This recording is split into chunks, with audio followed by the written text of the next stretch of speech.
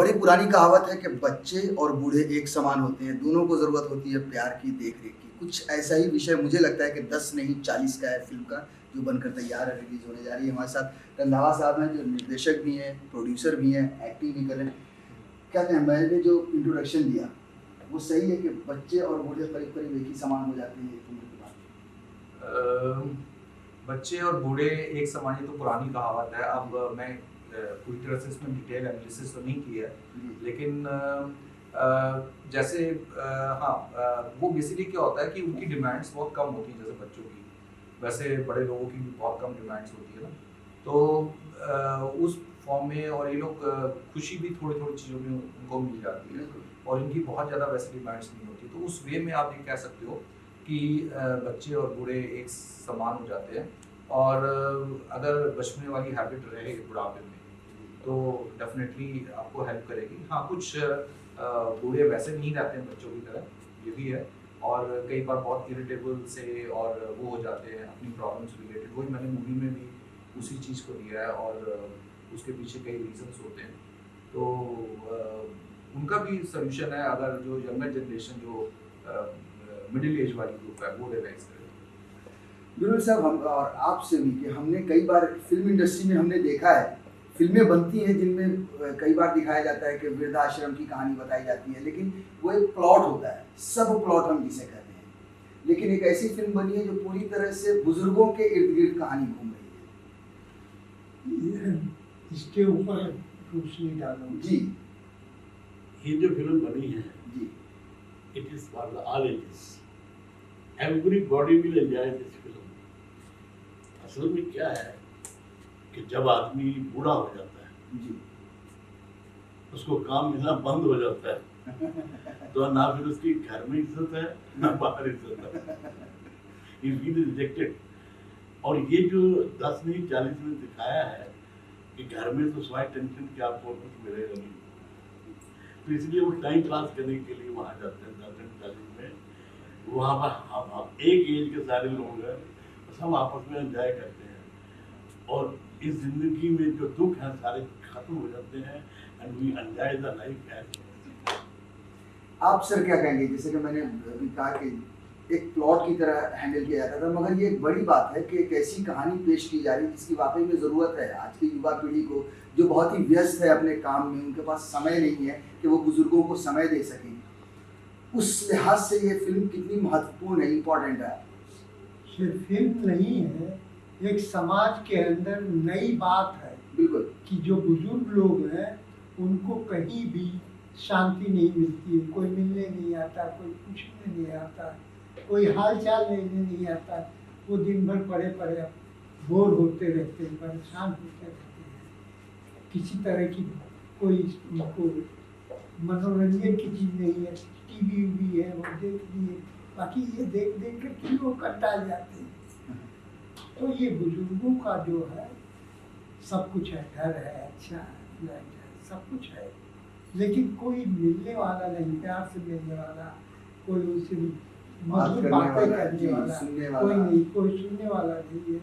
तो उस मामले में इनके दिमाग में ये आया कि इनकी जो दिक्कत है वो दूर हो जाए, उस तरह का प्लॉट लेकर के फिल्म बनाई। नंदन साहब, अभी आप उस एज में नहीं पहुंचे हैं, जैसा कि सब लोग कह रहे हैं, अभी आप उस एज में नहीं पहुंचे, फिर ये कैसे महसूस हुआ कि यार एक ऐसे विषय पर फिल्म बनानी चाहिए? मेरा तो स्टार्टिंग से पर्पस ये था कि यार सोशली रेलेवेंट टॉपिक्स पे करें। तो सोशली रेलेवेंट टॉपिक में सबसे इम्पोर्टेंट चीज़ तो मैं खुद ही अब देखता था अपने इर्द गिर्द जो लोग थे, तो मैं देखता था कि बड़े चिड़चिड़े, सड़ियल से, ऊट-पटांग बोलने वाले, ज़रा सी प्रॉब्लम क्रिएट करने वाले जो होते थे। तो क्यों कहते थे लोग, कहते थे कि हाँ ये बुढ़ापे में जो ना माइंड आदमी का वो डिमेंशिया कहते हैं हो जाता है, क्रैक हो जाते हैं, वो क्रैक हो जाते हैं, इस टाइप से होते हैं। तो लेकिन एक्चुअल जो अगर जब मैंने स्टडी किया इन सब चीज़ लोगों की, तो देखा कि बेसिकली क्या है, वो फ्रस्ट्रेटेड है लाइफ से। वो क्या अकेले, आप दिन भर अकेले घूम रहे हैं, रात को टीवी देख रहे हैं। अच्छा जो है उनके बच्चे जो हैं वो बड़े हो गए हैं, उनके भी बच्चे होते हैं और वो अपने बच्चों में या तो इन्वॉल्व हैं या फिर अपनी पार्टीज अटेंड कर रहे हैं, कहीं कर रहे हैं। कभी आपने देखा कि वो पार्टीज में जाते हैं तो माँ बाप को लेके जा सकते हैं। मैं ये नहीं कह रहा हूँ कि लेके जाए, लेकिन पार्टीज में वो तो चले जा रहे हैं, उनका तो एंजॉयमेंट हो गया उस टाइम पे, लेकिन माँ बाप तो सर मतलब लोनली बैठे हुए सड़ते जा रहे हैं।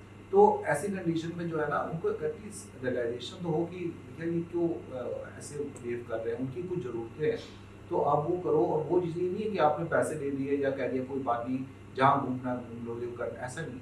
आप उनको रियलाइज़ कराओ कि क्या क्या है और आप कितना टाइम दे सकते हो उनको। आप खुद टाइम नहीं दे सकते हो तो कुछ ऐसा एनवायरनमेंट क्रिएट करो कि लोग उनसे मिले, और खासतौर से उनके एज के लोग या बच्चे।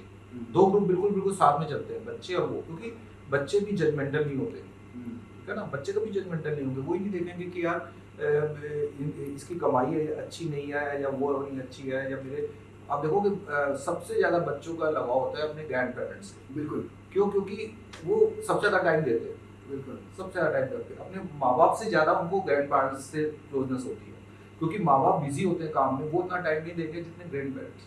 तो ग्रैंड पेरेंट्स टाइम देते हैं तो बच्चों को भी वो टाइम चाहिए, बड़ों को भी टाइम चाहिए। तो इस मूवी में मैंने ये एंगल भी दिखाया है कि अगर छोटे बच्चे और ये बड़े लोग इकट्ठे मिले हैं और वो करें तो बहुत अच्छा टाइम का यूटिलाइजेशन हो सकता है, और ग्रुप में है, बिल्कुल, ठीक है ना, एक ही फैमिली के अंदर तो चढ़ जाएगा ये। बिल्कुल साहब, आप भी बुजुर्ग हैं, अपने आस पड़ोस में भी या आपने बहुत सारे जो दोस्त लोग होंगे उनको भी देख रहे होंगे, किस तरह रिलेट करते हैं इस कहानी को अपनी जिंदगी से? ये जो फिल्म है रियल टू लाइफ है। जी बिल्कुल। क्या होता है ना, जब इंसान शुरू हो जाता है तो वो लोनली फील करता है, घर में अकेला बैठा हुआ है, उससे मन के अंदर नेगेटिविटी आती है। बिल्कुल। तो उसको दूर करने के लिए एक ऐसी इन्होंने फिल्म बनाई है जहाँ पर जाके आप अपना टाइम पास करते हैं, वहाँ पर आप बचपन की यादें ताज़ा करते हैं, नाचते हैं, गाते हैं, मुस्कुराते हैं, तो टाइम अच्छा बीत जाता है। और फिर घर में आ जाते हैं, फिर वही टेंशन हो रही होगा, थोड़ा प्राइवेट लिमिटेड। इसलिए ये picture is a eye opener. मैं तो कहता हूँ इसको जितने अवार्ड दिए जाए उतने कम। ट्रेलर देखकर मुझे भी इस बात का एहसास हुआ कि कहीं ना कहीं ऐसी फिल्म की जो समाधान भी बता रही हो, ज़रूरत है समाज को। सर आप भी, जैसे सवाल इनसे किया था कि आप भी बुजुर्ग हैं, अपने समाज में, सोसाइटी में, हम उम्र को देखते होंगे, आप किस तरह से अपनी कहानी से या अपनी ज़िंदगी से रिलेट करते हैं इस फिल्म की कहानी को? हम सही बात बताएं आपको, जी। हमारे घर के नज़दीक होम फॉर द एजेड है। अच्छा। बुढ़े लोगों का घर बहुत बड़ा है, हम वहाँ से जुड़े हुए हैं, हम उनकी ज़रूरतें पूरी करते हैं, उनके साथ बैठते हैं, अरे वाह। उनके साथ टाइम पास करते हैं। तो इससे हमें इनसे लगाव हो गया था। तो उसके बाद इनके यहाँ से हमें ऑफर आया कि ऐसी ऐसी पिक्चर बन रही है, आपको काम करना है। तो हमने फट से कह दिया कि हम बिल्कुल तैयार हैं, करेंगे, क्योंकि हम उस चीज़ से जुड़े हुए हैं जी। कि दुख तकलीफ, हंसी मजाक सब कुछ देखा हुआ है। बिल्कुल। तो हमने कहा ऐसी ही पिक्चर बन रही है तो इसमें ज़रूर करेंगे काम। 10 नहीं 40, ये जो टाइटल है इससे कुछ समझ में नहीं आएगा अगर कोई ट्रेलर को ना देखे तो। ये ट्रेलर देख के भी समझ में नहीं आएगा, क्योंकि जो एक्चुअल चीज़ है वो मूवी के लिए एक सस्पेंस ही रहने देते हैं, तो वो करें। लेकिन जो ये टाइटल है ये बहुत डेप्थ वाली मीनिंग है इसमें, तो जो मूवी देखेंगे लोग को समझ में आए। थोड़ा सा इसको वो रहने देते हैं सस्पेंस के फॉर्म में। चलिए, हमसे बात करने के लिए बहुत बहुत शुक्रिया। हम उम्मीद करते हैं कि जिस मकसद से इस फिल्म को बनाया गया है, लोग इस फिल्म को देखें, कुछ सीखें, खासतौर से युवा पीढ़ी। Thank you. Thank you.